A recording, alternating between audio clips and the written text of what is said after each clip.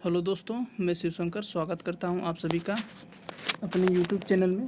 आज हम बात करेंगे क्लासिफिकेशन ऑफ फंजाई का, जो प्रपोज किया है एलेक्जियोपोलस ने। ठीक है, एलेक्जियोपोलस के द्वारा जो फंजाई को क्लासिफाई किया गया है वो टीजीटी पीजीटी में इससे क्वेश्चन पूछे जाते हैं। तो आइए हम एक एक करके देख लेते हैं। तो यहाँ पे सबसे पहले लिखा गया है जो एलेक्जियोपोलस है उनका जो पूरा नाम क्या है, CJ एलेक्जियोपोलस। ये 1962 से 68 में पूरे फंजाई को, यानी कि प्लेस्ड ऑल फंजाई, पूरे फंजाई को इन्होंने इंक्लूड किया। किसमें इंक्लूड? स्लाइम मोल्ड्स को एक सेपरेट डिवीजन में इन्होंने रखा, जिसको इन्होंने इसका नाम दिया था माइकोटा। यानी कि पूरे फंजाई को इंक्लूडिंग स्लाइम मोल्ड्स इन्होंने एक सेपरेट डिवीजन बनाया जिसका नाम था माइकोटा। इसमें इन्होंने पूरे फंजाई को रखा।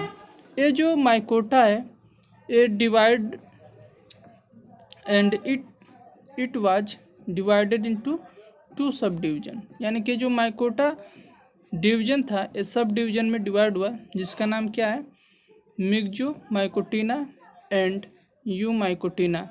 और किस बेस पे इसको डिवाइड किए थे? तो इनका बेसिस था on the basis of absent and presence of cell wall. यानी कि जो माइकोटा है इसको सब डिवीजन में डिवाइड किए, मिक्सोमाइकोटिना और यूमाइकोटिना, और इसका जो बेस उन्होंने रखा वो absence and presence of cell wall के बेस पे इन्होंने माइकोटा को 2 सब डिवीजन में डिवाइड किया, जिसका नाम है मिक्सोमाइकोटिना एंड यूमाइकोटिना। ठीक है, और किसके आधार पे? तो सेल वॉल के आधार। अब आगे देख लेते हैं। Slime moulds were include in the subdivision Myxomycotina. यानी कि स्लाइम मोल्ड्स को इन्होंने किस में कौन से सब डिवीजन में रखा? तो मिक्सोमाइकोटिना में। और जो ट्रू फंजाई थे, यानी कि and the true fungi in यूमाइकोटिना, और जो ट्रू फंजाई को उन्होंने किस में रखा? यूमाइकोटिना में। यू मीन्स होता है ट्रू। ठीक है, आगे देख लेते हैं। His classification is as follow. और ये जो क्लासिफिकेशन है ये फॉलोइंग है। ठीक है, तो आइए एक एक करके देखते हैं।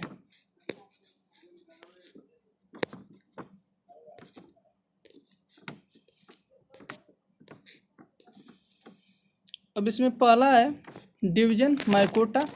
एक एक करके हम डिटेल्स में देखते हैं। तो थैलस माइकोटा डिवीजन की थोड़ा सा करेक्टरिस्टिक फीचर्स को देखते हैं। थैलस माइक्रोस्कोपिक, यानी कि जो माइकोटा के मेंबर होंगे उनका जो थैलस होगा वो कैसा होगा? माइक्रोस्कोपिक। यूनिसेलुलर, यानी कि एक कोश की। और filamentous. Nucleus with A distinct nuclear membrane, यानी कि इसका जो न्यूक्लियस होगा सराउंड होगा न्यूक्लियस मेम्ब्रेन के द्वारा। And nucleolus. Cell wall chitinous, यानी कि इसकी जो सेल वॉल होगी वो काइटिनस होगी या सेलुलोजिक होगी। ठीक है। Reproduction by asexual and sexual, यानी कि माइकोटा के मेंबर्स जो होंगे उनके क्या क्या करेक्टरिस्टिक फीचर्स होंगे? तो जो थैलस होगा वो कैसा होगा? माइक्रोस्कोपिक। यूनिसेलुलर होंगे या फिलामेंटस होंगे। और इनका जो न्यूक्लियस होगा वो न्यूक्लियर मेम्ब्रेन के द्वारा क्या होगा? सराउंडेड होगा, और इसमें न्यूक्लियोलस भी प्रेजेंट होगा। सेल वॉल जो होगा वो किसका मेडअप होगा? काइटिनस या सेलुलोजिक से। और रिप्रोडक्शन इसमें जो होगा वो एसेक्सुअल और सेक्सुअल दोनों मेथड से होगा। ठीक है। अब ये जो माइकोटा डिवीजन है वो डिवाइड है 2 सब डिवीजन में। पहला अभी हमने बताया, पहला जो सब डिवीजन है वो क्या है? मिक्सोमाइकोटिना। ठीक है, मिक्सोमाइकोटिना के बारे में थोड़ा सा देखते हैं। कह रहा कि a plant body is in the form of naked protoplast, यानी कि जो मिक्सोमाइकोटिना के मेंबर होंगे उनमें जो प्लांट बॉडी होगी वो कैसे होगी, नेकेड प्रोटोप्लास्ट, जिसको हम लोग क्या बोलेंगे, प्लाज्मोडियम। ठीक है, तो कभी कभी प्लाज्मोडियम पूछा जाता है, वो मलेरिया फैलाने वाला प्लाज्मोडियम यहाँ पे नहीं है। ये यहाँ पे जो टर्म प्लाज्मोडियम यूज किया जाएगा वो किसके लिए, नेकेड प्रोटोप्लास्ट के लिए। ठीक है, तो ये आप लोग ध्यान दीजिएगा। अब दूसरा जो, अब इसमें जो सब डिवीजन है मिक्सोमाइकोटिना, इसको डिवाइड किया गया है क्लास में। ठीक है, तो इसका एक ही क्लास है जिसको हम लोग बोलते हैं मिक्सोमाइसेटीज। ठीक है, यानी कि मिक्सोमाइकोटिना सब डिवीजन का एक क्लास है जिसको हम लोग बोलते हैं मिक्सोमाइसेटीज। ठीक है, तो आइए इसके बारे में थोड़ा सा देख लेते हैं। Vegetative phase is represented by solitary large multinucleate protoplast, जिसको हम लोग क्या बोलेंगे, प्लाज्मोडियम बोलेंगे। यानी कि यहाँ पे क्या कह रहा है कि जो क्लास मिक्सोमाइसेटीज है इसमें क्या होगा कि जो वेजिटेटिव फेज होगा वो कैसे हम रिप्रेजेंट करेंगे, तो इसमें जो solitary large multinucleated naked protoplast होगा। ठीक है, जिसको हम लोग क्या बोलेंगे, प्लाज्मोडियम। इसमें जो रिप्रोडक्शन होगा वो बाय किसके द्वारा होगा, माइन्यूट मल्टीन्यूक्लिएट वर्ल्ड स्पोर्स के द्वारा होगा। ठीक है, तो अब आगे बढ़ते हैं। दूसरा जो सब डिवीजन था माइकोटा का वो था यूमाइकोटिना, और इस यूमाइकोटिना के अंदर हम ट्रू फंजाई यानी कि जो वेल डेवलप फंजाई होते हैं उसको इसमें रखा गया है। ठीक है, तो आइए इसके करेक्टरिस्टिक फीचर्स को देख लेते हैं। कह रहा कि इसमें vegetative phase represented by unicellular और branched siphonaceous mycelium cell process distinct cell wall hyphae are septate and multinucleate over aseptate over septate. ठीक है, सेल्स आर यूनि बाई और मल्टीन्यूक्लिएटेड। ठीक है, यानी कि इसका जो करेक्टरिस्टिक फीचर्स है यूमाइकोटिना का वो क्या क्या है कि वेजिटेटिव जो स्ट्रक्चर है इसका, यानी कि वेजिटेटिव जो फेज होगा उसमें वो किसके द्वारा प्रेजेंट होगा, यूनिसेलुलर के द्वारा या ब्रांच्ड साइफोनेसियस माइसिलियम होगी। ठीक है, सेल जो होगा वो डिस्टिंक्ट सेल वाले इसमें प्रेजेंट होंगे। ठीक है, हाइफी क्या होगी, हाइफी इसका सेप्टेड होगा। ठीक है, एसेप्टेड एंड कैसा होगा, अगर एसेप्टेड है तो मल्टीन्यूक्लिएट हो, अगर सेप्टेड है तो कैसा होगा, वो हो सकता है कि यूनिन्यूक्लिएट हो, बायन्यूक्लिएट हो या मल्टीन्यूक्लिएट न्यूक्लिएट हो। ठीक है, अब इसमें जो रिप्रोडक्शन होता है, ठीक है, वो किसके द्वारा होगा, स्पोर्स के द्वारा या किसके द्वारा होगा, गैमेट्स के द्वारा। यानी कि ए सेक्सुअल रिप्रोडक्शन स्पोर्स के द्वारा, अगर सेक्सुअल रिप्रोडक्शन हो रहा है तो गैमेट्स के द्वारा। ठीक है, अब इसको डिवाइड किया गया है, इस सब डिवीजन को डिवाइड किया गया है कितने क्लास में, 8 क्लास में। ठीक है, तो एक एक करके हम देखते हैं। पहला जो क्लास है इसका वो है कैट्राइडियोमाइसेटीज। ठीक है, कैट्राइडियोमाइसेटीज में कैसे, क्या इसका कैरेक्टरिस्टिक फीचर्स है, तो उसको देख लेते हैं। तो इसमें एक कह रहा है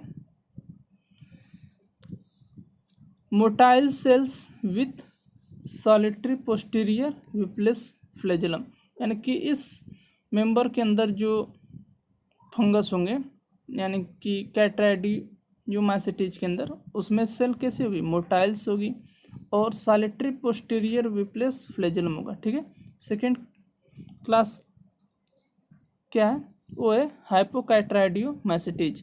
हाइपोकैट्राइडियोमाइसेटीज में क्या होगा कि motile cell with solitary anterior tinsel flagellum including aquatic fungus, यानी कि जो हाइपोकैट्राइडियोमाइसेटीज के मेंबर होंगे वो एक्वेटिक फंगस होंगे और इनमें जो फ्लैजेलम होगा किस टाइप्स का होगा टिंसल टाइप का। ठीक है, अगला क्लास देख लेते हैं। तीसरा क्लास है oomacetes। ठीक है, oomacetes के बारे में थोड़ा सा देख लेते हैं। माइसिलियम वेल डेवलप्ड होगा इसमें। ठीक है, एंड मल्टीन्यूक्लिएट ड्यूरिंग वेजिटेटिव फेज, यानी कि जब वेजिटेटिव फेज में होगा तो कैसा होगा, मल्टीन्यूक्लिएट होगा।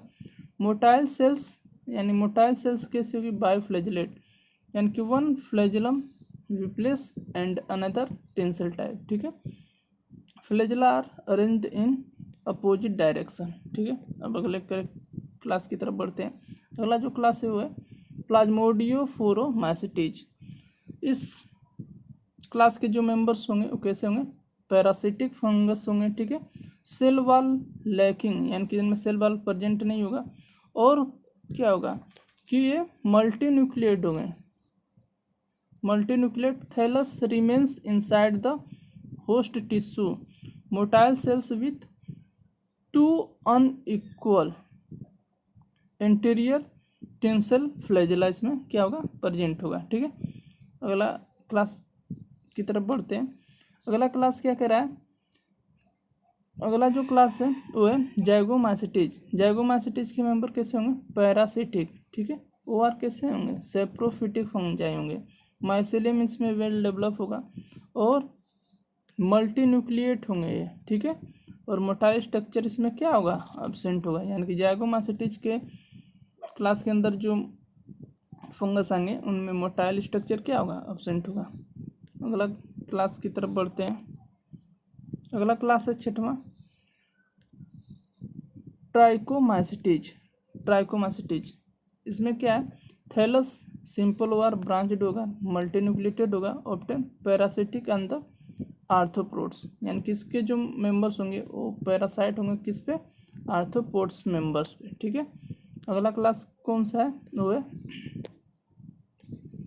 एस्कोमाइसिटीज, ठीक है। अगला जो क्लास है वो क्या है, एस्कोमाइसिटीज है, ठीक है। इसके देख लेते हैं, हाइफी कैसी होगी, सेप्टेट, ठीक है। सेप्टेट का मतलब अगर एक कोई हाइफा है, यानी कि अगर एक हाइफी के स्ट्रक्चर हम बनाएं, यहाँ पे देख सकते हैं आप स्क्रीन पे, तो सेप्टेट का मतलब इसमें क्या है कि ऐसे सेप्टम प्रेजेंट होंगे, ठीक है। इसको हम बोलते हैं सेप्टेट माइसिलियम, ठीक है, सेप्टेट। तो इसमें जो माइसिलियम है वो कैसा होगा, सेप्टेट होगा। एस्को स्पोर्स प्रोड्यूस्ड इंडोजिनसली इन स्पेशलाइज्ड स्पोरेंजियम, जिसको हम लोग क्या बोलेंगे, एस्कस बोलेंगे, यानी कि इसमें जो स्पोर्स बनेंगे वो कौन से टाइप के होंगे, एस्कस, इसलिए इसका नाम क्या है, एस्को स्पोर्स, सॉरी एस्कोमाइसिटीज, ठीक है। अगला जो लास्ट क्लास है वो क्या है, बेसिडियोमाइसिटीज। बेसिडियोमाइसिटीज में कैसे आइफा होगा सेप्टेट, बेसिडियो स्पोर्स इसमें बनेंगे, इस वजह से इसका नाम बेसिडियोमाइसिटीज रखा गया। प्रोड्यूस्ड एक्सोजिनसली ऑन द बेसिडियम, ठीक है, बाहर साइड जो है इस बेसिडियो स्पोर्स का डेवलपमेंट होगा, किसके ऊपर होगा, बेसिडियम के ऊपर, ठीक है। अब इसमें यहाँ पे एक एडवांस क्लास दे रखा है जिसको फॉर्म क्लास बोलते हैं, जिसका नाम क्या है, ड्यूटेरोमाइसिटीज, और इससे क्वेश्चन भी पूछे जाते हैं। तो ड्यूटेरोमाइसिटीज के जो करेक्टरिस्टिक्स फीचर्स हैं इसको देख लेते हैं क्या है। हाइफा इसमें कैसा होगा, सेप्टेट होगा, ठीक है। और रिप्रोडक्शन इसमें कैसा होगा बाय एसेक्सुअल स्पोर्स, ठीक है, यानी कि इसमें जो सेक्सुअल रिप्रोडक्शन होता है, सेक्सुअल रिप्रोडक्शन इसमें एब्सेंट होता है, ठीक है। यानी कि जिस मेंबर्स के अंदर अगर सेक्सुअल रिप्रोडक्शन नहीं पाया जाता है, या जिस फंजाई के अंदर सेक्सुअल रिप्रोडक्शन नहीं देखा जाता है, उसको किस में इंक्लूड कर दिया जाता है, ड्यूटेरोमाइसिटीज के अंदर। और फिर उसमें डिटेल से स्टडी होती है, अगर उसको कुछ उसका जो करेक्टर्स बेसिडियोमाइसिटीज या एस्कोमाइसिटीज से बिलोंग करता है तो उसको फिर उसमें फर्दर इंक्लूड कर दिया जाता है, ठीक है। ज़्यादातर ये इससे क्वेश्चन आता है कि कौन से फंजाई का जो क्लास है जिसमें सेक्सुअल रिप्रोडक्शन एब्सेंट होता है, तो वो है ड्यूटेरोमाइसिटीज, ठीक है। तो ये था फंजाई का क्लासिफिकेशन, किसके आधार पे था, ये था एलेक्जियोपोलस के आधार पे, ठीक है। और इन्होंने आल फंजाई को किस में सबसे पहले इंक्लूड किया था? माइकोटा में। और इस माइकोटा को डिवाइड कर दिया था किस में? 2 सब डिवीजन में। और वो कौन सा था? मिक्सोमाइकोटिना और यूमाइकोटिना। ठीक है, ये डिटेल्स में हमने जाने हैं। तो ये था फंजाई का क्लासिफिकेशन। अगर ये वीडियो आपको पसंद आए तो कमेंट्स में ज़रूर कमेंट्स करके बताएं, और आगे हम किस टॉपिक पे अपना वीडियो बताएं कमेंट्स में ये भी ज़रूर बताएं। अगर वीडियो आपको अच्छा लगा तो लाइक करें और चैनल को सब्सक्राइब कर लें। Thank you.